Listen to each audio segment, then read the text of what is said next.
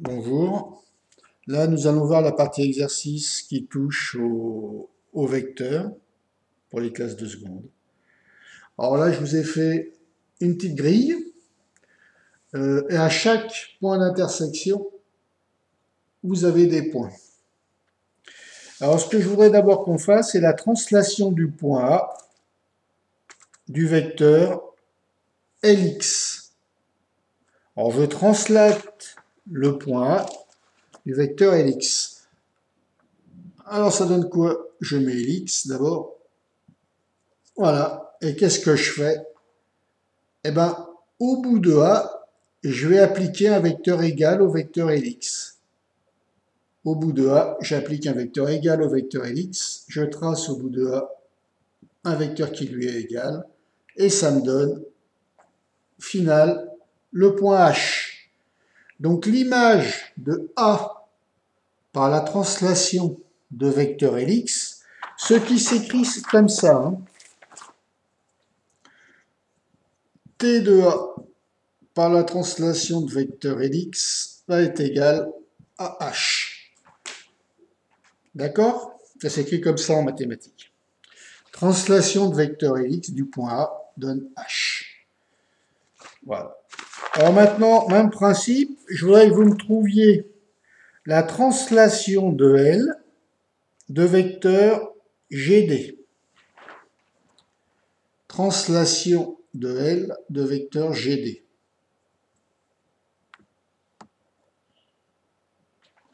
Je vous laisse y réfléchir. Alors, le vecteur GD, je le trace. Hop, je me mets au point L. Ça va me donner le point I. Donc I est la translation de L de vecteur GD. T du vecteur GD de L égale I. Alors maintenant, je voudrais que vous me fassiez la translation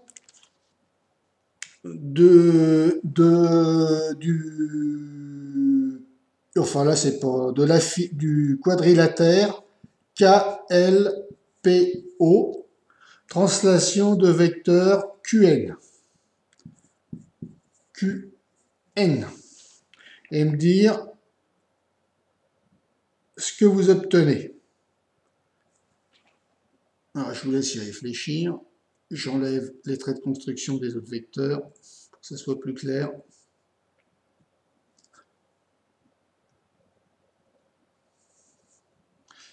Voilà. QN, hein, de tout le quadrilatère KLPO.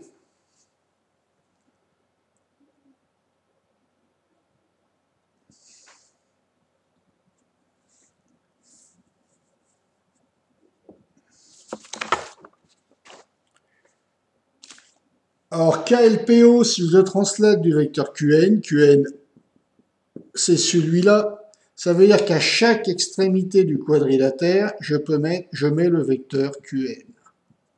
Le P, il va venir en M, le L, il va venir en H, le O, il va venir en L, et le K, il va aller en G, ce qui va me donner ce quadrilatère-là qu'on appelle GLMH. Donc ça me donne GLMH. Ok? Ça, je l'ai fait glisser le long du vecteur QN. D'accord? Et ça m'a donné ce quadrilatère ici. Voilà la translation du vecteur QN. Je l'ai pris, je l'ai fait glisser le long du vecteur QN. Alors je prends un vecteur QN qui est là, par exemple, le long du vecteur QN, un vecteur égal au vecteur QN, je le fais glisser et je l'amène ici à l'extrémité. Ce point-là, je l'amène à l'extrémité, ça va me donner ce point-là. Je voudrais que vous me fassiez la même chose, alors avec le même quadrilatère KLPO de vecteur PN.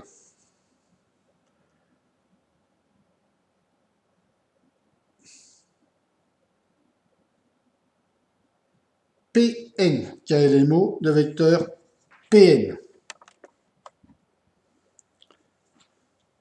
faites une translation de vecteur Pn. Et bien, si vous faites une translation de vecteur Pn de lui, vous obtenez HNNI.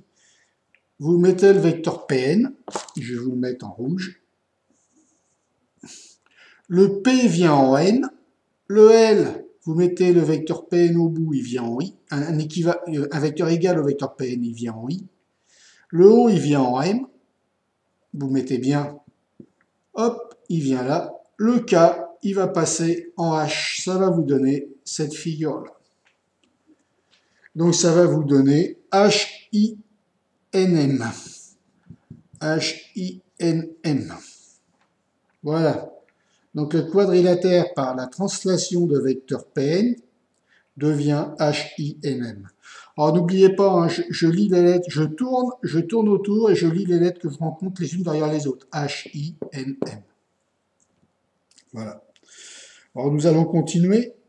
Maintenant, je vais vous demander que fait le vecteur KL plus LX. KL plus LX. Que donne le vecteur KL plus LX?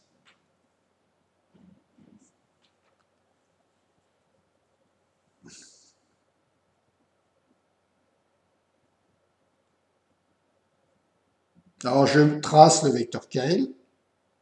Au bout du vecteur KL, je mets le vecteur LX et ça me donne KX. Ça, on aurait pu le voir dans la... Ça fait appel au chapitre de la somme des vecteurs dans la relation de Chasles. Ici, les L sont face à face, séparés par une addition. Donc, on concentre ça et ça disparaît. Il reste que KX, ces deux-là se transforment ici et viennent comme ça. Ça se réduit. Ça, c'est la relation de Chasles. Alors, je voudrais que vous me calculiez un autre type de vecteur, la somme et la soustraction de plusieurs vecteurs, FK plus LI moins DC.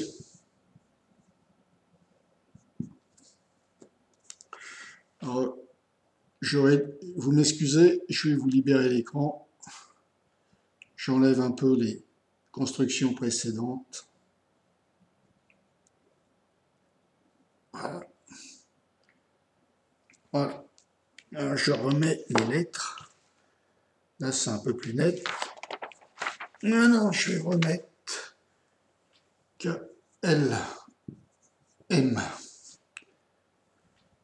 Voilà. Bon.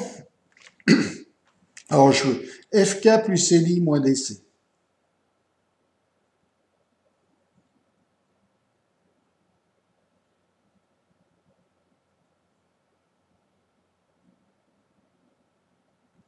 Alors, je pars du premier vecteur, je trace FK, FK, FK. Voilà. Ici, j'enlève celui-là, c'est la construction d'avant. Je vais vous remettre le trait bleu. Trait bleu, trait bleu, trait bleu. Hop. Je fais disparaître les anciennes constructions. Alors, FK plus LI. Alors, au bout du vecteur FK, je vais mettre le vecteur LI. Je viens ici. Et après, au bout de LI, je mets moins le vecteur DC. Alors, quand vous avez moins DC, vous le transformez en somme. Là, c'est une soustraction, vous le transformez toujours en somme. Alors, moins DC, ça devient plus CD. Plus CD. Et là, vous additionnez CD. Donc, plus CD, vecteur CD, c'est un vecteur comme ça, et là, vous mettez CD un vecteur égal au vecteur CD, c'est-à-dire le vecteur EJ. Donc votre vecteur final, ça va être le vecteur, il commence au début du premier vecteur, il finit à la fin du dernier vecteur, commence au début, finit à la fin, ça va donner le vecteur FJ.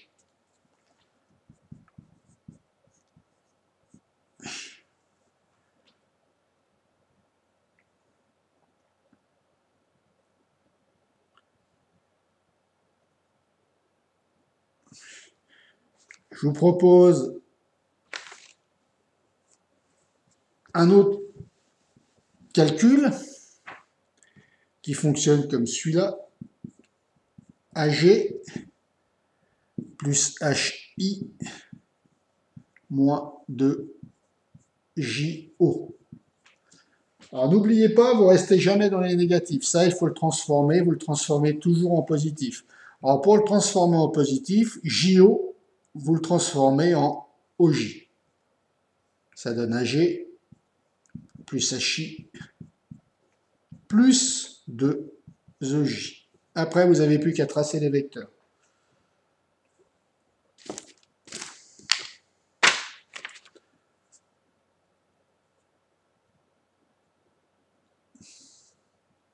Donc vous commencez par un vecteur égal. Vous pouvez commencer n'importe où. Moi, je commence ici, mais on peut commencer là, ou là, ou là, ou là, où vous voulez. Le tout, c'est qu'au bout du point de départ où vous partez, vous mettez le vecteur AG. Alors, je vais commencer ici pour changer tout. Pour ici. Enfin, non. Je vais commencer en A. Je trace le vecteur AG. Voilà.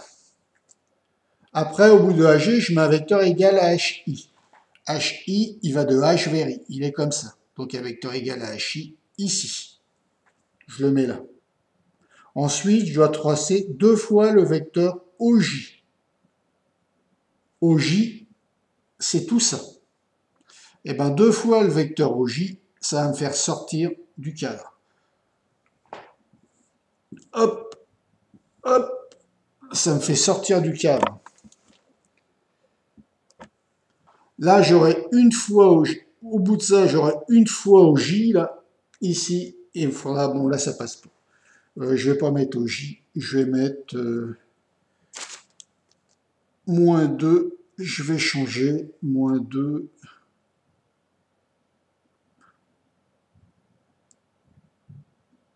mais j'ai 2 fois la valeur 1. Alors, excusez-moi, OJ, là, il est là, et là, c'est une autre lettre, parce que là, il y a un O. Vous m'excuserez, j'ai mis 2 fois O. O, je vais mettre V.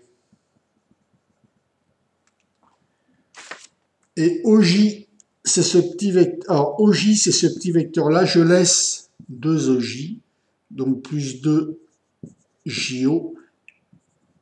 Ça, c'est OJ, et JO est comme ça. Donc, au bout de ce vecteur, on était là, AG plus GH, je mets 2 fois le vecteur JO, 2 fois le vecteur JO, et ça va me donner le vecteur AQ.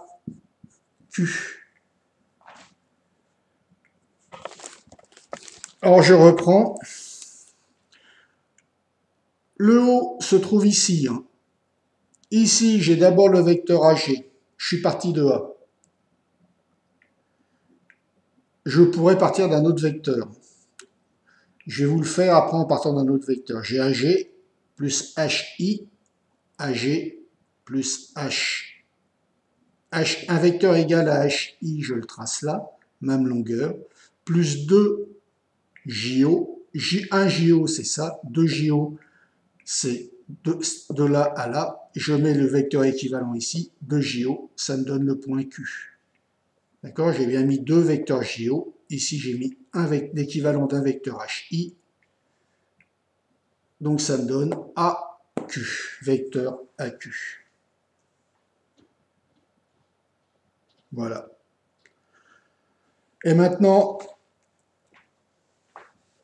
j'aurai un dernier calcul, que vous me traciez le vecteur 3VP.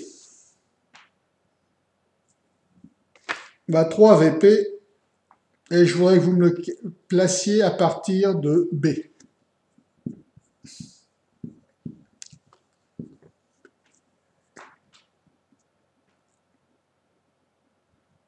Alors, je vais placer 3 fois le vecteur VP. 1, 2, 3, et ça va me donner le vecteur BE.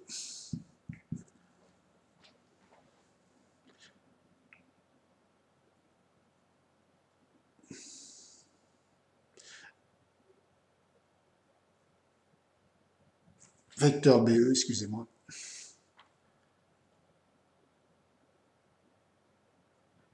Alors, je voudrais que vous me donniez tous les vecteurs égaux au vecteur AV. Les vecteurs égaux au vecteur AV. Ben, les vecteurs égaux au vecteur AV, c'est des vecteurs de même sens. Le voilà, AV. Il y aura BP, CQ, DX, EY. Voilà tous les vecteurs égaux au vecteur DV. Alors là, c'était la partie représentation. Maintenant, nous allons passer dans une suite aux exercices qui touchent la partie calcul avec les coordonnées. Alors, je vous invite à les consulter. À tout de suite.